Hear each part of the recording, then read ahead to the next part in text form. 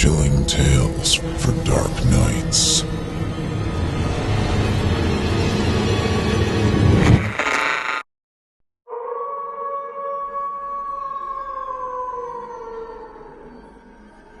Welcome, listener, to Daily Darkness, brought to you by Chilling Tales for Dark Nights. I'm your host, Steve Taylor. I will be your guide each and every evening as we traverse the moonlit trail and bring to life dark tales plumbed from the depths of the most depraved imaginations, told to you by our hand-picked team of nightmarish narrators.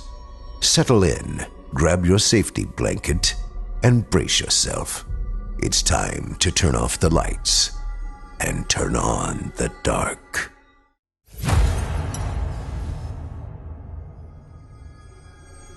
Tonight's tale of terror comes to us from Chilling Tales for Dark Nights.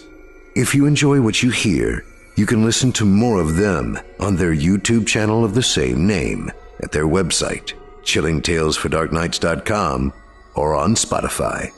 You can also follow them on Facebook, Twitter, and Instagram to get their latest updates, or visit simplyscarypodcast.com for more information today. Tonight's tale was written by author Jeffrey Ebright and is voiced by a full cast, starring yours truly, me, Steve Taylor, and featuring Mr. Creepypasta Spike Edmund, Jeff Clement, Otis Gyrie, Jesse Cornett, and the host of the No Sleep Podcast, David Cummings. Original score by Brandon Boone. Sound design by Jesse Cornett. Without further ado, we present to you The Curious Case of LoLo Moreno.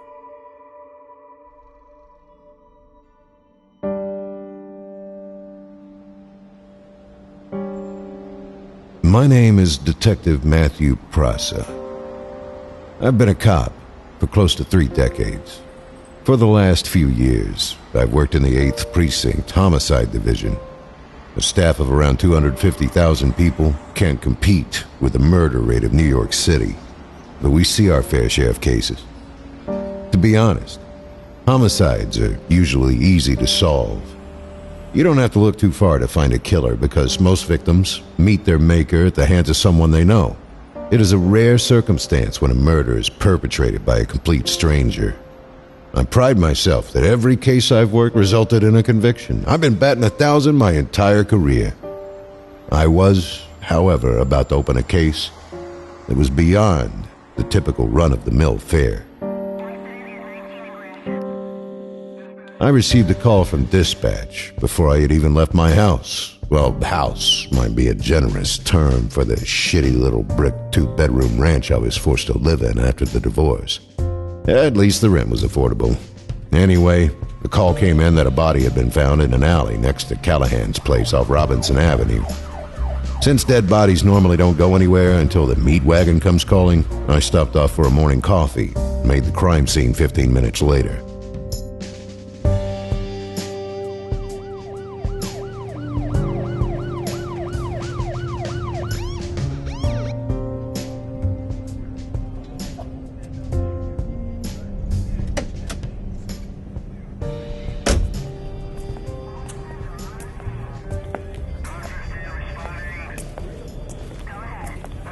"What's the call, Del?"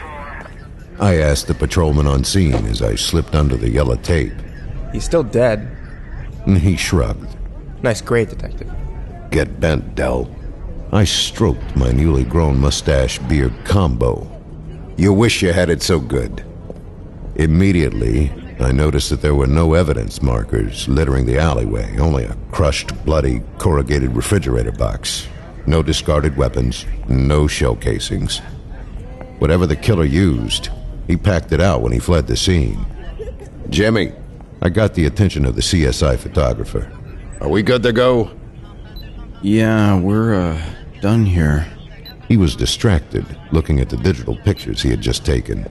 Never seen anything like it. "Like what?" Well, this bum got turned into street pizza. Somebody ran him down while he was sleeping in that cardboard box. Probably never saw it coming. You've seen roadkill before. What makes this different? Somebody rolled over this guy multiple times. Definite 480. Jimmy called it. Definitely a code 480. Felony, hit and run. The tread marks showed obvious signs of multiple passes. Somebody really wanted this guy dead. I pulled out my trusty pen and lifted up the edge of the cardboard. Stench of unwashed hobo hit me head on. Dell, get some gloves and give me a hand, would you? Sure, Detective. Officer Dell slipped on a pair of latex gloves. I had him hold up the top of the homeless man's cardboard condo. You've never seen the effect of a one-ton vehicle landing atop a human? I wouldn't recommend it before dinner. His head was a popped basketball filled with canned cranberry sauce, unrecognizable.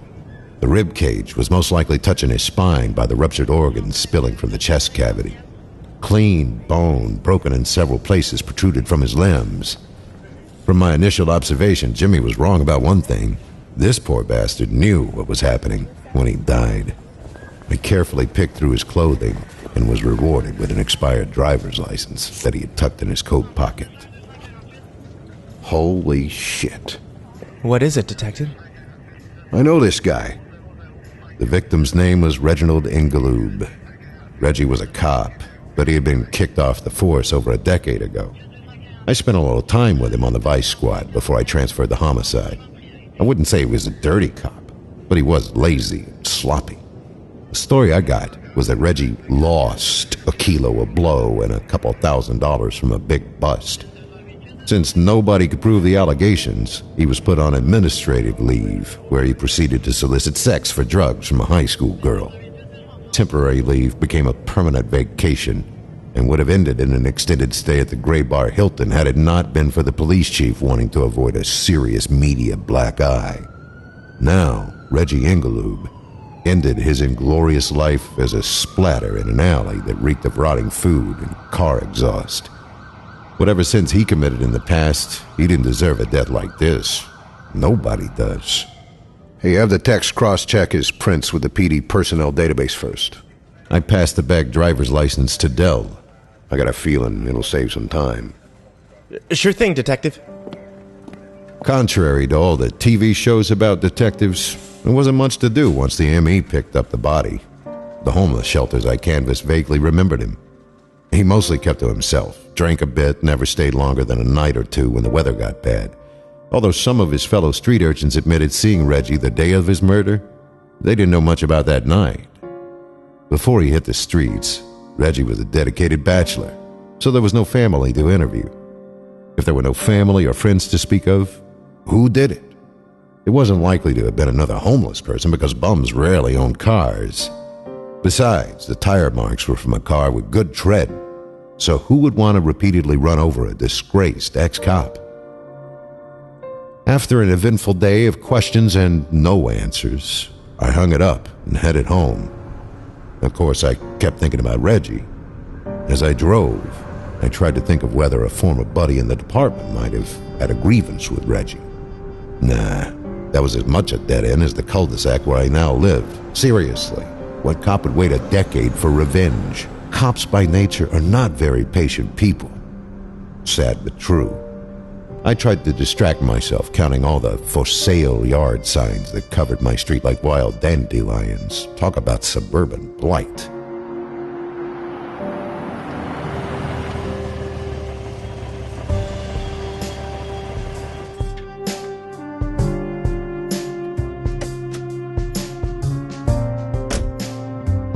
I came home only to be greeted by a cold house.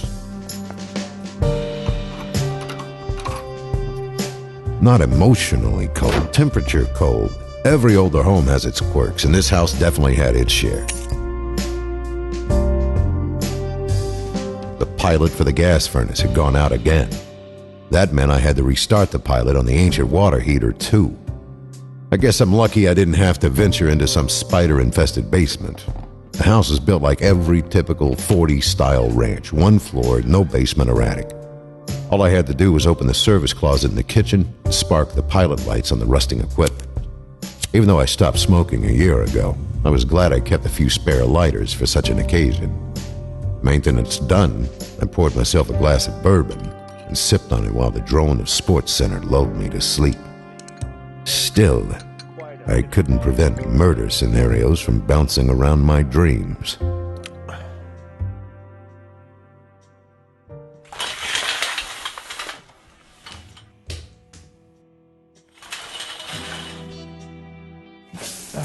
Oh, shit. Son of a bitch. Whoa. Damn, it's cold. Ooh. Cold showers suck. Stove it hot water heater. I let loose a string of obscenities and headed back to the service closet. In the morning sun, peering through the kitchen window, I could see that the pilot light had not gone out on the water heater. Somehow the temperature knob had been turned all the way down. I cranked the dial into the red, but I knew it would take hours for the damn thing to get cooking. So I braved the icy waters of my shower and got ready for another work day. Friggin' hot water heater. Hey, how's it going, detective? No sooner did I walk through the door than Captain Deakins magically appeared next to my desk with a file folder. Hey, we get anything back on the bum murder? Yeah. I held up the coroner's preliminary report. It was Reggie Ingaloob. Vehicular homicide. Lab techs are researching the tire treads we found on the scene. Should have something back today. Good. Deakins dropped the file on my desk. You remember Jace Vark? Yeah, I ran a couple of undercover stints with him a lifetime ago. Why? I need you to go out to Sunnyvale Trailer Park. You need a ride somewhere, Captain? I knew that was where Jace retired a couple of years back. The captain shook his head. Nah, the coroner's taking care of that. I need you on the scene. I jumped in my car and headed to the outskirts of town where the trailer park sat. The whole drive out, I thought about Sergeant Jason Jace Vark, retired. He was a pretty jovial guy who made up for his limited brain power with elbow grease. He was built like an oak with a crew cut. Good guy, street smart. Dead.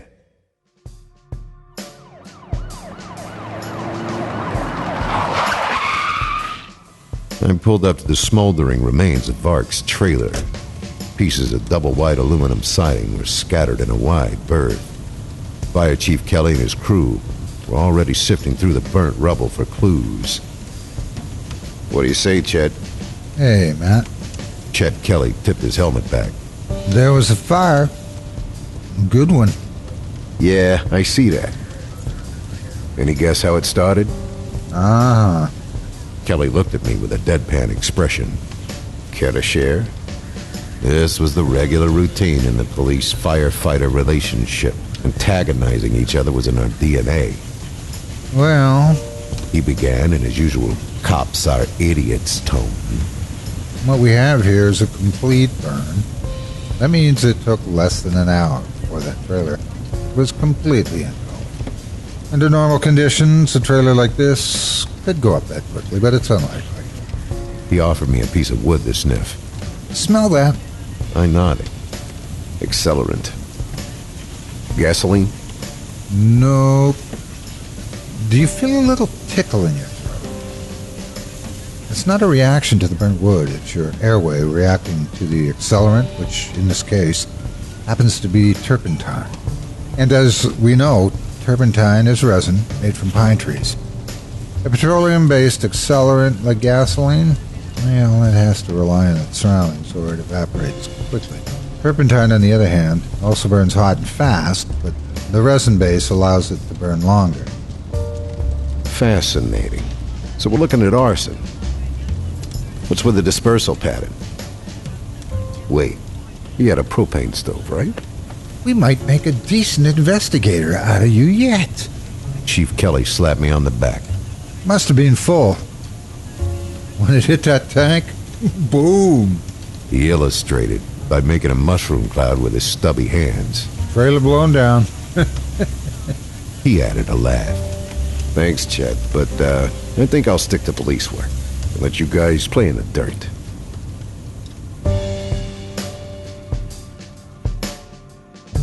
I spent the rest of my time on scene interviewing the inhabitants of Sunnyvale.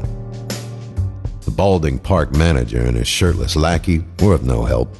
Neither were the stoned and drunk residents that littered the various single and double-wide homes. Clearly, nobody was talking. Another dead end for a former brother in blue. Back at the station, I milled over the evidence in a large black coffee. I swear, the only time I get headaches is on cases like these. I popped a couple of aspirin, chased them with warm caffeine. I set the case files for Reggie and Jason in my in-file box, reclined in my chair, and closed my eyes for better focus. Detective Peraza?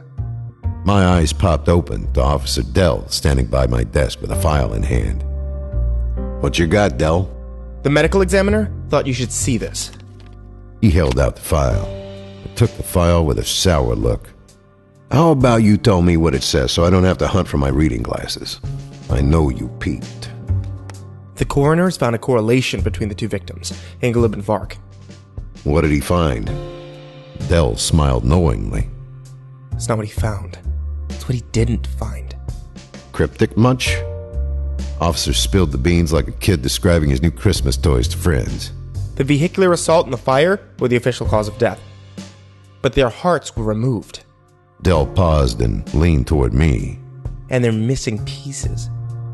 Like someone took a bite out of them. No shit, I said, more as a statement than a question. I wouldn't kid you, Detective. He sounded seriously sincere. The coroner is making bite mark impressions. Thanks, kid. Make sure the captain sees this. Will do, Detective. Sudden inspiration smacked me in the face like my morning shower. Do me a favor. Pull the parole sheets for the past 2 weeks. Skip the county stuff. And give me the reports from Western Correctional. Right away. Dell bounded away like Robin Hood had just invited him to be one of his merry men. The new information gnawed at the back of my brain. I felt like somebody was asking me a trivia question about a TV show I used to watch when I was young, but I just couldn't quite call up the answer. Concentrating only pushed the answer farther from my mental grasp. I knew that I knew there was a connection, but damned if I could put a bow on it. The parole sheets cleared all my cobwebs. Before I moved to the homicide division, I made my detective bones as part of an operation in the Vice Squad. Back in the day, a violent Colombian gang called the Viento Duro made my city part of a cocaine cartel pipeline. We estimated these scumbags were using our city as a base of operations to distribute the drugs to multiple destinations in the Midwest. We're talking about an operation that pumped millions of dollars in poison across 5 states. Essentially, they were the head of the drug-dealing octopus, and we were determined to make calamari. But it wasn't going to be easy. Our biggest problem was the fear factor these Colombians instilled in everyone, including members of our police force. These sleazeballs would use anything to keep people in line. This included payoffs, intimidation, blackmail, torture, and murder. The lowest tactics were always on the menu. The worst of them was their leader, Mateo "Lolo" Moreno. Lolo, an abbreviation of his gang nickname, Loco Lobo. He stood 6'2", weighed about 285. He was physically imposing, but it was the darkness behind those brown eyes that could unnerve even the bravest man. Moreno was known to lead the torture sessions because he enjoyed it.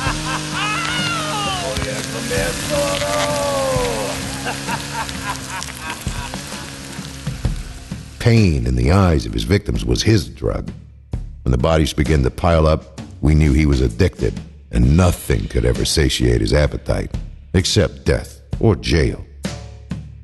We formed a task force of guys who refused to be corrupted. We were hungry and idealistic, ready to rage against the dying of the light. This was our town.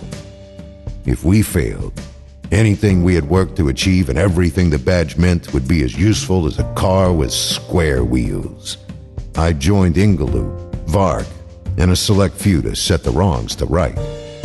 I'm not gonna lie, it took a year before we finally nailed those bastards. Well, that and some extra SWAT guys we called in to help bag them.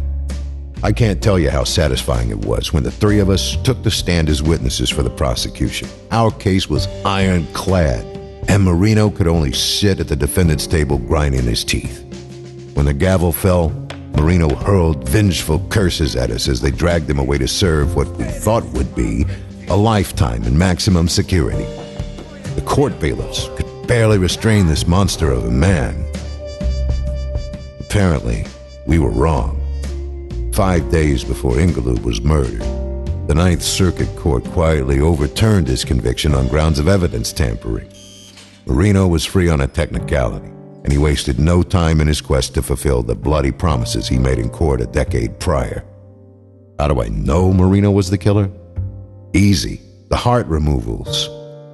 LoLo told anyone who'd listen that he was descended from Aztec kings. These rulers would conquer their foes and eat the heart of the losing commander. Moreno was batshit crazy enough to do the same thing to his own defeated enemies. Knowing I was the third stop on Lolo's heart-munching comeback tour didn't frighten me. Sure, if I still had a wife and kids to worry about, I might have started sweating, but I'm a crusty old bastard past his pension date. I was nothing but the job. No way was this psycho going to punch my ticket. I shared my discovery with Captain Deakins. He wanted to put a patrol outside the house. I declined. It was more important to have as many officers as possible on the streets. The captain didn't argue and issued the APB for Moreno. He told me to check in when I got home, and I agreed, just to appease him. I decided to take the long way home. There's a difference between precaution and paranoia, but I was losing the ability to tell one from the other. Many times in my career, I'd been called upon to tail a vehicle. I figured the reverse would be just as easy. When I pulled into my driveway, no headlights were in my rearview mirror. I was safe. For now.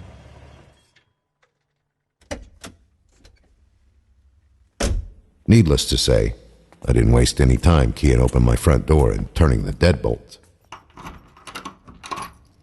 Remembering my dumb decision to redline my water heater, I checked to make sure everything was okay. I'd seen a Mythbusters episode where they proved a faulty water heater could be dangerous. Damn thing built up so much pressure it blew through 3 stories after a short buildup. I opened the service closet to make sure my heating equipment wasn't imminently poised to destroy my cramped home. Although I'm sure renter's insurance would cover any damage. Tomorrow, I'd remind myself to go buy a policy. I was quickly distracted by a noise outside. Sounded like a branch scraping a pane of glass. It seemed to be coming from my living room window. I looked through the small window and caught a police cruiser looping the cul-de-sac, honking twice before it headed out to the main road. For once, I was happy the captain lied. I started to close the curtain and consider a glass of chilled bourbon. It was then I caught a weird reflection. It was no mirage that confronted me. Hola, Detective Prasa. Did you miss me? Mateo Moreno stared at me through the window. Get off my lawn! I pulled my .357 revolver from the shoulder holster. He vanished from the window. I took comfort in the fact that he'd have a hard time trying to shimmy through the window anyway. A freight train slammed into the house. Again the train landed. I blessed my shitty little home for its World War II construction. Unfortunately, I couldn't say the same for my door. I could see wood dust shaking loose from the frame, and I knew it wouldn't hold much longer. The hinges would give away before my deadbolt. Little pig, let me in. Not by the graying hair of my freaking double chin, scumbag! I popped a couple of shots through the thick wood door. The half-deserted neighborhood seemed quieter than usual. Any good cop, or parent for that matter, knows silence means trouble. I slowly drew back the curtain, hoping I'd find a dead Colombian hoodlum laid out on the lawn, sporting a couple of new holes in his chest. What I saw instead was his massive hand plow through the triple-pane glass window, like he was punching through tissue paper. He snagged me by the suit jacket and yelled, I will eat you whole! It was then I noticed his hand. It had no cuts or glass shards embedded in his forearm. The muscles stretched and tightened into thick cords. Lolo's skin turned a deep chocolate color. Brown hair rapidly sprouted across his arm while his fingers lengthened and grew vicious claws. In the moonlight, I could see he had transformed into a beast with glinting yellow cat's eyes and a sharp, toothy grin. Low, guttural growl huffed from his muscle-rippling body. He let loose a howl that iced my soul, and I finally understood why his nickname, Loco Lobo, translated to Crazy Wolf. With no time to waste, I took aim and fired until the hammer issued a dead click.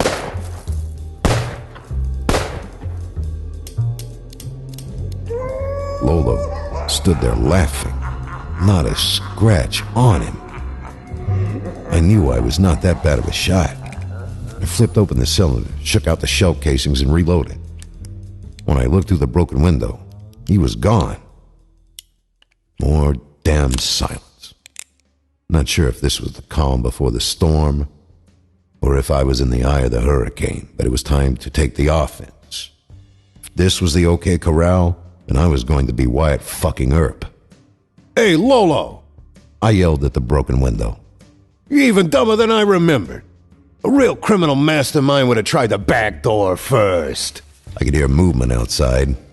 With an animalistic snort, I heard him start around the house. He had taken the bait. I ran to the service closet, dialed the hot water heater knob all the way into the red, and jammed the release valve closed. Just as I dove behind the breakfast island. And unlike the front door, I knew the back door wouldn't last a couple of shots before it gave up the ghost.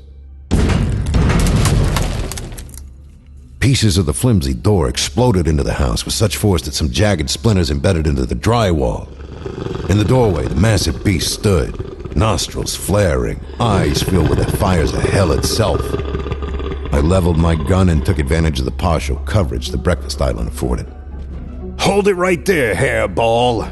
I lined him up in my gun sight. Time for dinner, he growled. How about a snack first? I drew back the hammer of my .357. Moreno howled with laughter and moved slowly toward me. He offered a look of confusion when I changed targets and fired the shot into the water heater. The tank's metal skin briefly buckled before rupturing. Over 85,000 psi of scalding water exploded across the tiny kitchen. Luckily, the concussive blast buried me under the uprooted island. The creature howled in pain, taking the full force of the boiling shockwave. Ears ringing from the blast, I quickly dug myself out. The kitchen had turned into ground zero and smelled like wet dog. In the middle of the devastation lay Mateo Lolo Moreno. Most of his thick animal hair had been blasted away. His body writhed in a mass of third-degree burns as he whimpered like a puppy who had been spanked for peeing on the carpet. The big bad wolf looked on helplessly as I picked up a discarded kitchen knife and straddled him. There was no fear or remorse in his glittering yellow eyes as I raised the blade, only pain and hate. The knife had no problem piercing his seared chest. I cut a long trench under his barrel rib cage and thrust a hand into the warm cavity. The last thing Lolo saw before he died was me, taking a big, juicy bite of his beating heart.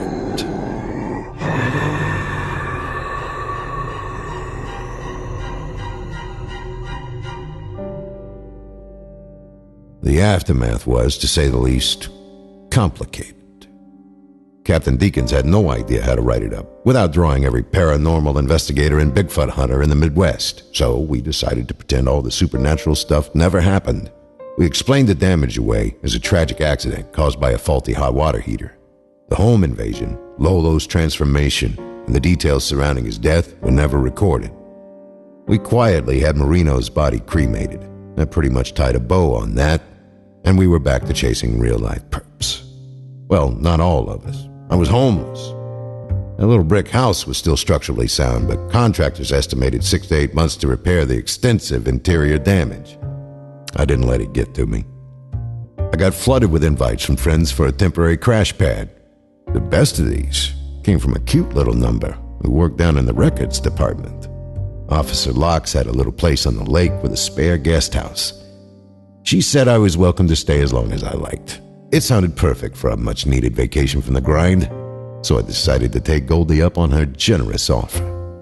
Unfortunately, she neglected to mention the bear problem she was having. That's another story.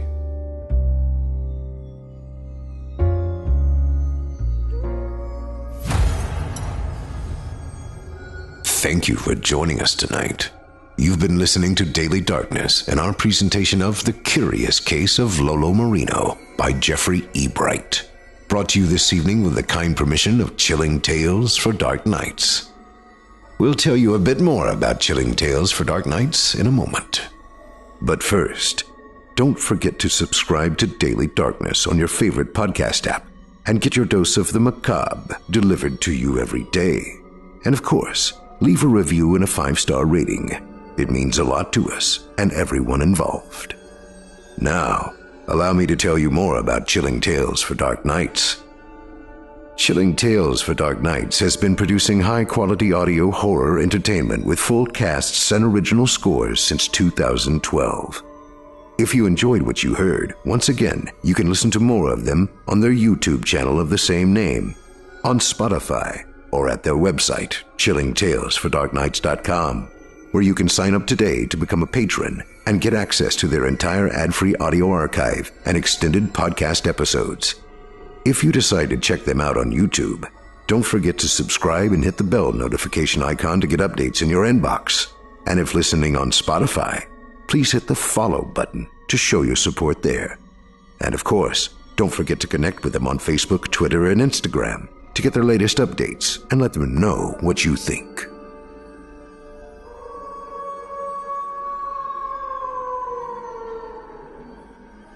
Thanks for listening. I'm your host, Steve Taylor, and you've been listening to Daily Darkness, a production of Chilling Entertainment and the creative team at Chilling Tales for Dark Nights, and a proud member of the Simply Scary Podcasts Network. Visit simplyscarypodcast.com today to learn more about our network and our other amazing storytelling programs. Visit us at chillingtalesfordarknights.com today to support this program by becoming a patron. In addition to helping us out, you'll get exclusive access to premium extended versions of our other programs and of our audio archive, including ad-free downloads of all of your favorite stories, including those you've heard today. Selected stories have been adapted with the kind permission of their respective authors. For more information about the authors, performers, and artists involved in the production of this and our other episodes, visit our website today. Got a scary story of your own that you'd like performed? We take submissions. Email it to us today at submissions@simplyscarypodcast.com to have your terrifying tale considered for production in a future episode of this show. If you enjoyed what you've heard on tonight's program and are joining us on your favorite podcast app, subscribe to us to be sure you never miss an episode and leave us a 5-star review and a comment. Your feedback means a lot to us. Turn off the lights and turn on the dark.